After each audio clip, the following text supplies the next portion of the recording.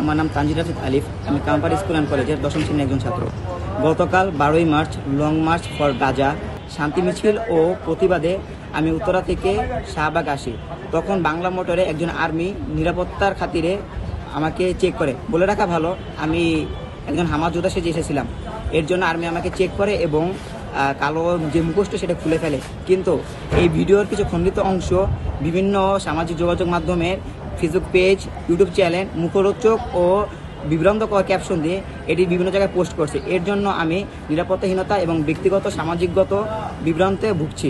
এটার আমি প্রতিকার চাই এবং সকলের সুস্থ তথ্য জানো। বলে রাখা ভালো, আমি এই হামাস যোদ্ধা সেজে কামারপাড়া স্কুল কলেজে 1 মার্চ প্রথম পুরস্কার জিতি। আমি কোনো রাজনৈতিক কিংবা কোনো সংগঠনের কোনো সদস্য না।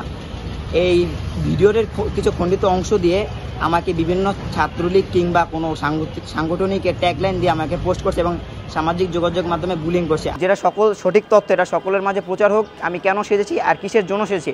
আমি কোনো রাজনৈতিক কিংবা কোনো সংগঠনের সদস্য না। আমি একজন সাধারণ ছাত্র এবং স্কাউটের একজন সদস্য। যমুনা ইলেকট্রনিক্স ঈদে ডাবল খুশি অফার সিজন 3। যে কোনো পণ্য কিনলেই পাচ্ছেন নিশ্চিত ঈদ উপহার।